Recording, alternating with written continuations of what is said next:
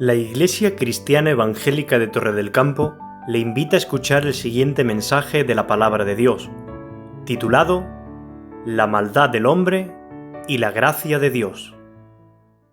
Mirad, el mismo Señor Jesucristo hizo referencia a la historia de los días de Noé y al comportamiento humano de entonces para contestar a la pregunta de sus discípulos respecto de las señales de su segunda venida. Podéis buscar conmigo o aparecerá en la pantalla, en Mateo 24, del 37 al 39, Jesús dijo: «Mas como en los días de Noé, así será la venida del Hijo del Hombre. Porque como en los días antes del diluvio estaban comiendo y bebiendo, casándose y dándose en casamiento, hasta el día en que Noé entró en el arca, y no entendieron hasta que vino el diluvio y se los llevó a todos. Así será también la venida del Hijo del Hombre». Mirad, al relacionar las dos épocas, el Señor Jesús no solo confirmó la historicidad del diluvio, como un hecho que realmente aconteció, y no como una fábula, sino que además nos animó a todos a estudiar las señales de los tiempos. Y si la civilización de los días de Noé fue semejante a la que habrá al final de los tiempos, entonces es de suma importancia que la analicemos. Y el hecho más obvio respecto a ella es el grado de maldad y depravación que alcanzó aquella sociedad. Mira, vamos a leer juntos Génesis 6, versículos del 1 al 4. Dice así la palabra de Dios: «Aconteció que cuando comenzaron los hombres a multiplicarse sobre la faz de la tierra, y les nacieron hijas, que viendo los hijos de Dios que las hijas de los hombres eran hermosas, tomaron para sí mujeres, escogiendo entre todas. Y dijo Jehová: no contenderá mi espíritu con el hombre para siempre, porque ciertamente él es carne, mas serán sus días 120 años. Había gigantes en la tierra de aquellos días, y también después que se llegaron los hijos de Dios a las hijas de los hombres, y les engendraron hijos. Estos fueron los valientes que desde la antigüedad fueron varones de renombre». Mirad, desde la caída, el hombre siempre ha tendido al mal. Pero aquí, en estos versículos, parece haber ciertamente algo más. El texto de Génesis 6, en mi opinión, parece indicar que hubo una intervención de ángeles caídos en el escenario humano. Y eso dio lugar a la máxima corrupción de la raza humana. El versículo 2 constituye un verdadero reto hermenéutico. Mirad lo que dice, el versículo 2. «Que viendo los hijos de Dios que las hijas de los hombres eran hermosas, tomaron para sí mujeres, escogiendo entre todas». ¿Quiénes eran los hijos de Dios y quiénes eran las hijas de los hombres? La unión de ambos grupos ha sido interpretada de diferentes maneras. Las dos más extendidas son: en primer lugar, hay quienes afirman que se trata de la unión de los hijos de Set, el linaje santo, con los hijos de Caín, el linaje malvado, simiente de la serpiente. Pero esto no resolvería la cuestión de por qué de esa unión salen, como parece enseñar el texto, una raza de gigantes, malvados además. Mirad, yo me inclino más a pensar que el texto enseña que hubo una relación entre los ángeles caídos o demonios y los seres humanos. Y eso produjo la aparición de los Nefilim, traducido en diferentes versiones como gigantes, titanes, héroes, etc. Gigantes, titanes y héroes, por cierto, en hacer lo malo. Mira, los argumentos que apoyan esta manera de verlo son, entre otros, los siguientes. En primer lugar, el vocablo «los hijos de Dios», en el original, en el hebreo, en la forma concreta tal y como aparece, es siempre una referencia a los ángeles. Por ejemplo, un versículo que utiliza el mismo vocablo y claramente se refiere a ángeles sería Job, capítulo 1, versículo 6, que dice: «Un día vinieron a presentarse delante de Jehová los hijos de Dios, entre los cuales vino también Satanás». En segundo lugar, otra cosa que apoya lo que yo creo que estos hijos de Dios serían ángeles caídos, sería el Nuevo Testamento. Parece corroborar esta interpretación, como lo demuestran pasajes como Judas 6 y 7 y 2 de Pedro, capítulo 2, versículos del 4 al 6. Mirad, la clara referencia que Judas hace del pecado de los ángeles caídos y la depravación sexual de Sodoma y Gomorra. Y Pedro también relaciona la caída de los ángeles con los días de Noé, como lo demuestra el contexto. Vamos a leerlo. Y tengamos presente, vamos a leer primero el texto de Pedro, que se está describiendo hechos en orden cronológico aquí. Dice 2 de Pedro, capítulo 2, versículos del 4 al 6. Porque si Dios no perdonó a los ángeles que pecaron, sino que arrojándolos al infierno los entregó a prisiones de oscuridad para ser reservados al juicio. Y si no perdonó tampoco al mundo antiguo, sino que guardó a Noé, pregonero de justicia con otras 7 personas, trayendo el diluvio sobre el mundo de los impíos. Y si condenó por destrucción a las ciudades de Sodoma y Gomorra, reduciéndolas a ceniza y poniéndolas por ejemplo a los que habían de vivir impíamente. Y ahora mirad lo que dice Judas 6 y 7. Dice así: y a los ángeles que no guardaron su dignidad, sino que abandonaron su propia morada, los ha guardado bajo oscuridad en prisiones eternas, para el juicio del gran día. Y ahora dice, como Sodoma y Gomorra y las ciudades vecinas, las cuales, de la misma manera que aquellos, es decir, de la misma manera que los ángeles caídos, habiendo fornicado e ido en pos de vicios contra naturaleza, fueron puestas, por ejemplo, sufriendo el castigo del fuego eterno. Mirad, para resumir, y sea como fuere, no me quiero entretener mucho en estos versículos, pero sea como fuere, los hijos de Dios y las hijas de los hombres se unieron sexualmente y procrearon una raza violenta y terriblemente pecadora que tuvo como consecuencia la depravación de la humanidad y la intervención de Dios. Hay otro detalle aquí, en el versículo 3, que me gustaría comentar. Y dice así el versículo 3. Y dijo Jehová: no contenderá mi espíritu con el hombre para siempre, porque ciertamente él es carne, mas serán sus días 120 años. Y pensando mucho en esto, yo siempre pensaba que serán sus días 120 años, yo siempre pensaba que como antes las personas vivían 1000 años, 900 años, bueno, 1000 años no, 900 y pico años, 700 y pico años y todo eso, pues digo, como los humanos se han vuelto malos, Dios les ha condenado y a partir de ahora ya solo pueden vivir 120 años. Pero ¿sabéis una cosa? También puede significar otra cosa. Serán sus días 120 años. Sabéis que cuando Dios le dijo a Noé que iba a destruir a la humanidad por medio de un diluvio, Dios se lo dijo un día. ¿Y sabéis cuánto tiempo tardó Dios en destruir a la humanidad? Dios le avisó a Noé, pero hasta 120 años después no vino el diluvio. Fijaros si tuvo fe Noé. Así que también otra segunda posibilidad sería que esta frase, mas serán sus días 120 años, es que Dios había decidido el fin de la humanidad. Y le dijo, de aquí hasta que lo aniquile habrá 120 años, ¿entendéis? Esa podría ser otra posibilidad, ciertamente. Pero lo que sí es cierto es que Jesús nos enseña, y podemos ir ahora a Lucas, por ejemplo, Lucas 17:26, y decía así Jesús: como fue en los días de Noé, así será también en los días del Hijo del Hombre. Así que como esto es tan importante, vamos a ver cómo fue en los días de Noé, vamos a verlo, porque es importante para nosotros. Mirad, Génesis 6, 5 y 6 y 7 dice así la Biblia. Y vio Jehová que la maldad de los hombres era mucha en la tierra, y que todo designio de los pensamientos del corazón de ellos era de continuo solamente el mal. Y se arrepintió Jehová de haber hecho hombre en la tierra, y le dolió en su corazón. Versículo 7. Y dijo Jehová: raeré de sobre la faz de la tierra a los hombres que he creado, desde el hombre hasta la bestia y hasta el reptil, y las aves del cielo, pues me arrepiento de haberlos hecho. Estos versículos realmente son increíbles. Había un claro conflicto en la época de Noé entre la voluntad de Dios y la mente y los deseos del hombre. ¿Cómo fueron estos días antes del diluvio? En primer lugar, fueron días de apostasía, días en los que se actuaba contra el espíritu y la voluntad de Dios, y convivía a la vez lo santo y lo pagano.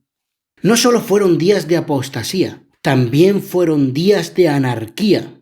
Ellos, dice la Biblia, que eran valientes, pero valientes en desobedecer a Dios. Los pecados de la generación de Noé entristecieron a Dios de tal manera que le partieron el corazón, y Dios decidió exterminar a la humanidad, tal como dice en el versículo 7. La gente de la generación de Noé había apartado a Dios, no quería saber nada de él, vivía de espaldas a Dios. Sus pensamientos eran malos. Ellos planeaban y meditaban su vida en maldad. Esta era una generación cuyo corazón y mente estaba contra Dios. Ellos planeaban e influenciaban a los demás con filosofías malévolas, defendiendo causas y pecados asquerosos, y después trataban de moldear la sociedad a su manera.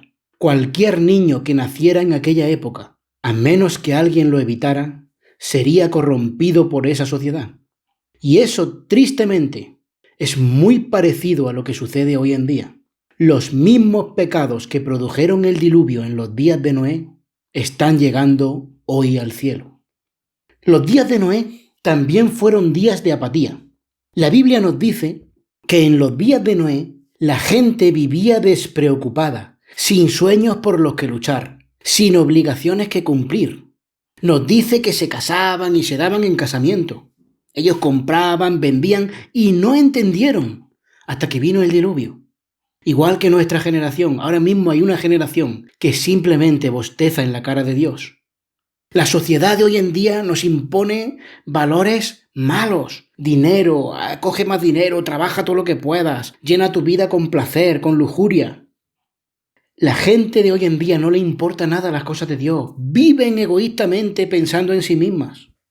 Mirad, quisiera poneros unas imágenes de unos ejemplos de cómo la gente es capaz de matarse por el materialismo. Y vemos unas imágenes de las rebajas. Cómo la gente se pega, se pelea, se amontona. A un lado tenéis esas imágenes de consumismo y de egoísmo. Y a otro lado hay una patera con personas también hacinadas intentando llegar a vivir. Porque en sus países hay guerra o hay otras cosas. Y qué contraste, ¿verdad?, por lo que unos no se preocupan y lo que se preocupan otros. Qué triste. El mundo es egoísta y no sabe que vivimos a las puertas de un juicio mucho mayor que el que Noé conoció. Pero mirad, no todo son malas noticias y pesimismo. Hasta aquí hemos visto la maldad del hombre. Pero quisiera que leyéramos ahora Génesis 6:8. Y dice así: Pero Noé halló gracia ante los ojos de Jehová. Mirad, escuchad bien, padres y madres, capitanes de vuestra casa, porque el capitán Noé, bajo esas terribles circunstancias de su época, logró que todos sus hijos abordaran el arca. El libro de los Hebreos, en el capítulo 11, versículo 7, dice: Por la fe, Noé, cuando fue advertido por Dios acerca de cosas que aún no se veían, con temor preparó el arca en que su casa se salvase. Y por esa fe condenó al mundo, y fue hecho heredero de la justicia que viene por la fe. Todos en la familia de Noé se salvaron. Los hijos de Noé llegaron a conocer a Dios y obtuvieron la salvación del arca por medio del liderazgo obediente y lleno de fe de su padre. Génesis 7:1 también nos dice que toda la familia de Noé se salvó. Hay un gran énfasis en la Biblia acerca de la salvación en familia. No solo abordó Noé, él se llevó a sus hijos consigo. Y ahora quiero haceros una pregunta directa al corazón del capitán papá y capitán mamá de vuestra casa. Y al capitán pastor, con sus ovejas, claro. ¿Estás llevando tú a tus hijos al arca? ¿A Jesús? ¿O dejarás que tus hijos se pierdan cuando llegue el diluvio? Porque esta historia, la historia de Noé, es una historia en la que hay mucho simbolismo. Mirad, el arca es equivalente al buen barco de la gracia que Jesús nos brinda a todos. Y el capitán Noé equivale al capitán papá o al capitán mamá. Un detalle también interesante y que no se me pasa a mí por alto, aunque no sé teológicamente si tendrá algún significado o no, es que Noé metió en el arca a sus hijos y a muchos animales, entre ellos animales como la serpiente y otros muchos animales, pero sin embargo no se nos dice nada de que Noé metiera en el arca a su suegra. No sé si eso será muy relevante o no, pero no lo menciona. Pero bueno, fuera de broma, yo sabéis que tengo una suegra muy buena y un saludo para todas las suegras. Pero nada, me gustaría ahora seguir ya con lo serio y mirad, me gustaría que viéramos el simbolismo del arca. Mirad, el arca de Noé es un cuadro glorioso y maravilloso de la salvación. El arca de Noé es un cuadro, un arquetipo, una profecía del Señor Jesús. Mirad, en Génesis 6, versículos 12, 13 y 14, nos dice lo siguiente.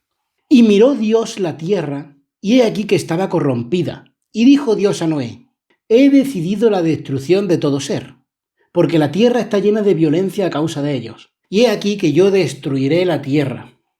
Hazte un arca de madera de gofer, y harás aposentos en el arca y la calafatearás por dentro y por fuera. Mirad, el material del arca, le dijo Dios a Noé que la hiciera de un material llamado gofer, madera de gofer, que es equivalente al ciprés. Es decir, es una madera que no es corruptible. Mira, el ciprés es una madera de color amarillento, muy duradera. Se emplea en construcción, ebanistería, carpintería exterior y construcción naval. Se considera imputrescible, es decir, que nunca se pudre, e inatacable por hongos e insectos. El ciprés, el gofer, nos habla de la humanidad incorruptible que tuvo Jesucristo. Y también me gustaría comentar el horario del arca. Mirad, el horario del arca, esto es algo sumamente interesante. La Biblia nos dice en Génesis capítulo 8, versículo 4, nos dice lo siguiente. Y reposó el arca en el mes séptimo, a los 17 días del mes, sobre los montes de Ararat. Mirad, el calendario judío actual comienza en octubre y su séptimo mes sería nuestro equivalente a abril, que es el mes en el que se celebra la Pascua, el mes de Nisan. Y este calendario es el calendario original. En el principio, cuando Dios creó la creación, ese era el mes de Tisrei, que era el primer mes. Y el séptimo mes coincidiría con el mes de Nisan. Así que según esto, fijaros, la Pascua se celebra el día 14 del mes de Nisan, el séptimo mes del actual calendario judío. Entonces, aquí nos dice que el arca reposó en el mes séptimo a los 17 días del mes. Y hay aquí un dato que a mí me ha emocionado descubrir. Y es el siguiente. El arca de Noé se posó sobre los montes de Ararat el mismo día en el que nuestro Señor Jesucristo salió del sepulcro. El Señor Jesús resucitado puso un pie sobre la tierra, habiendo pasado por las aguas del juicio, tal y como lo hizo el arca hace tanto tiempo. ¿No es esto increíble? ¿No es maravilloso ver cómo aquí guardado en el Antiguo Testamento Dios nos ha dado una ilustración de la salvación que tenemos en el Señor Jesucristo? De la misma manera que todos los que entraron en el arca se salvaron, Jesús no ha perdido a ninguno de los que ha entrado en él.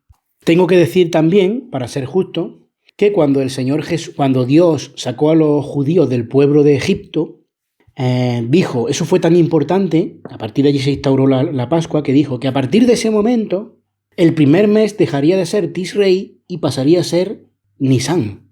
Así que, según el calendario religioso, el primer mes sería el mes de Nisan. Y solamente Nisan sería el séptimo mes, según el calendario tradicional que hoy en día siguen los judíos. Y también, según yo lo creo, el que se seguía durante el tiempo del diluvio.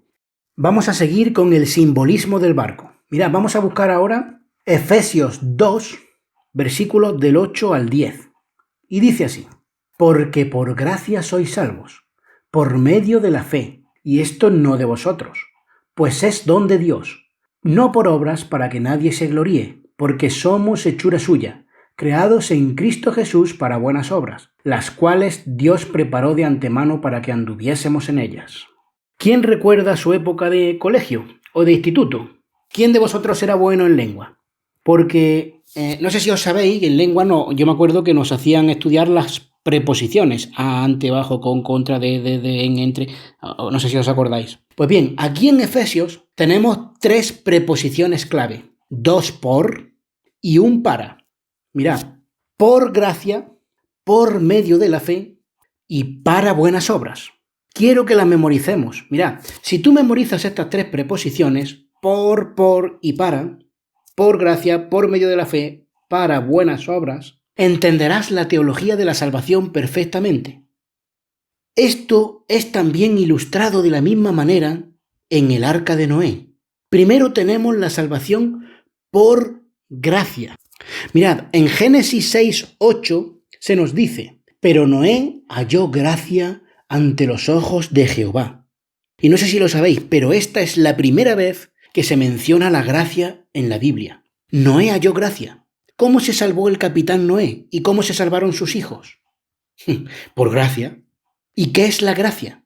Mirad, la gracia es el indescriptible e increíble amor que ocasiona que Dios nos ame cuando no merecemos ser amados. Porque siendo aún pecadores, Jesús murió por nosotros. Tenemos un pacto de gracia. Mirad, en el mismo capítulo que estamos estudiando de Génesis, en el 6, el versículo 18 dice lo siguiente: mas estableceré mi pacto contigo, y entrarás en el arca tú, tus hijos y tu mujer, y las mujeres de tus hijos contigo. ¿Lo veis? La salvación es un pacto de gracia. Ni tú ni yo nos salvamos por ser buenos o por hacer buenas obras. Nadie se salva por hacerse miembro de una iglesia, o dando todo su dinero, o bautizándose, o obedeciendo los 10 mandamientos y viviendo correctamente. Nadie puede salvarse de esa forma. Mirad, si tú no has aprendido nada hoy en esta predicación, aprende solamente esto. La salvación no es una recompensa para el justo, es un regalo para el culpable.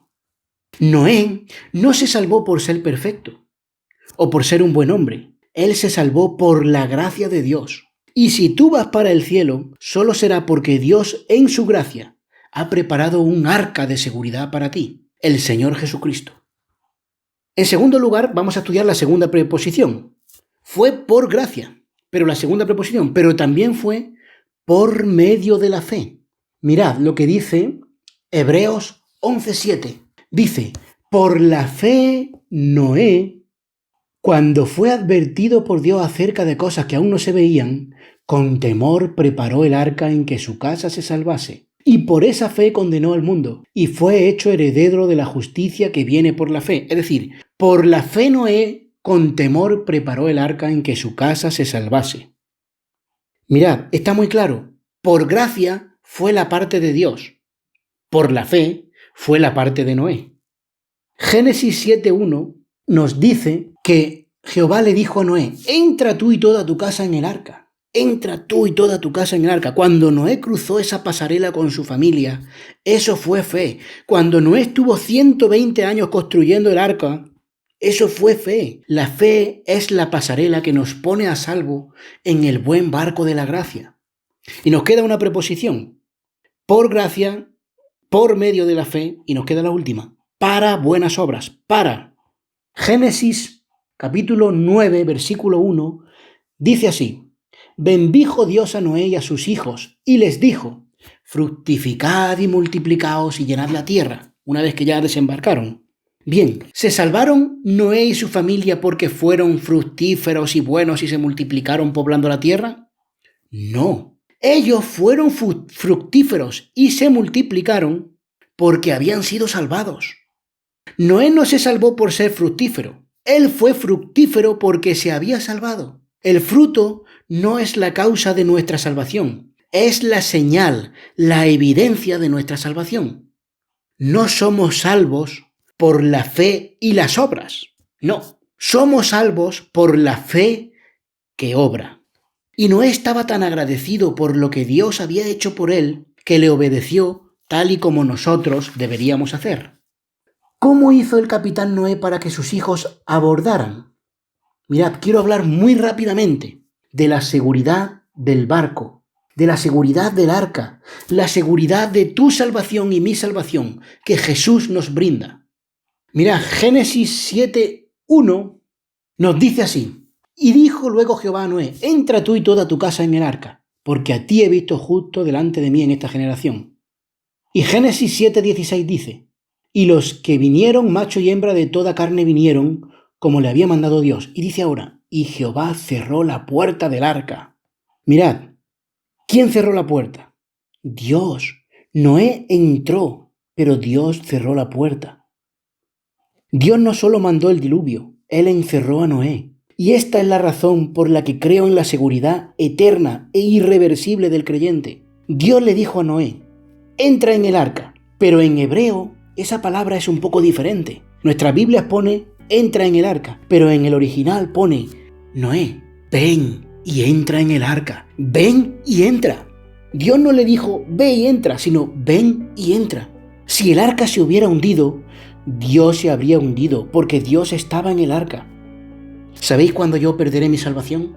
Cuando mi arca, Jesús, se hunda. Porque yo estoy en Cristo. La Biblia dice, si alguno está en Cristo, nueva criatura es. Yo estoy en Cristo, como Noé estuvo en el arca. Y alguno podrá decir, sí, pero ¿qué pasa si tropiezas y caes? ¿Qué significa eso? ¿Qué pasa si tienes un pecado muy gordo y eso te hace alejarte? Mirad, yo tropiezo y me caigo muchísimo. Os diré una cosa, Noé pudo haberse caído muchas veces dentro del arca, pero nunca se cayó fuera del arca, porque era Dios el que lo guardaba en el arca. Muchas personas creen que solo se mantendrán salvos si de algún modo se agarran fuerte. Seguro que alguna vez lo habéis oído. Yo he hablado muchas veces con algunas personas que creen de esta manera y te dicen, David, ora por mí, para que yo me mantenga firme en estos tiempos difíciles, para que no pierda mi salvación. Suponed que Dios, supongo que todos habéis oído hablar de esa teología, hay mucha gente hoy en día, gente buena, que cree esa salvación, ¿verdad? Que depende de ellos. Suponed que Dios le hubiera dicho a Noé, Noé, si quieres salvarte, vas a construir 8 palos fuera del arca, uno para cada uno de vosotros, y cuando el diluvio empiece, subiros a esos palos y agarraros fuerte. Vuestros pies quedarán colgando, el agua subirá, y va a ser muy difícil. Pero aquellos que os sostengáis hasta el fin, en esos resbaladizos palos, seréis salvos. No creo que ninguno lo hubiera logrado. ¿Y tú? Pero ese es el tipo de salvación que algunas personas creen tener. Piensan que son salvas al sostenerse de Cristo, pero no, somos salvos porque Él nos sostiene. Mirad, hay un versículo increíblemente bonito en Juan, el Evangelio de Juan capítulo 10, versículo 27, en el que Jesús habla y dice, mis ovejas oyen mi voz, y yo las conozco y me siguen, y yo les doy vida eterna, y no perecerán jamás, ni nadie las arrebatará de mi mano. Mi Padre que me las dio es mayor que todos, y nadie las puede arrebatar de la mano de mi Padre. Gracias Dios por la seguridad de la salvación que nos has dado, por ese barco que es Jesús. Muchas gracias. Mirad, padre, madre, pastores, así que papás, mamás, pastor, no descuidéis a vuestros hijos, a vuestras ovejas. Ellos son vuestra más grande responsabilidad. ¿Cómo podrá alguien ir al cielo y dejarse fuera a sus hijos? Trabaja tú para entrar en ese barco, en Jesús, tú y toda tu casa en el arca. Mi amigo capitán, ¿está toda tu tripulación a bordo? ¿Estás tú mismo a bordo del arca?